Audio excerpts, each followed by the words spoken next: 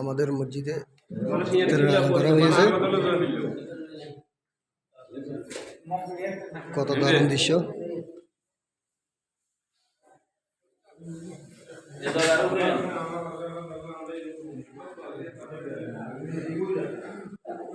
আবুজিয়াপাড়া করারটেক জামে মসজিদে ইফতার আয়োজন করা হয়েছে।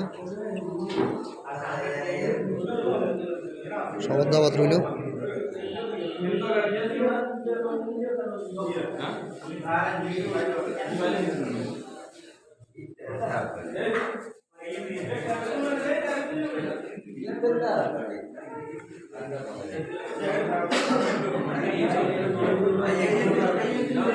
সবার ইফতারের দাওয়াত রইল, সবাই চলে আসেন।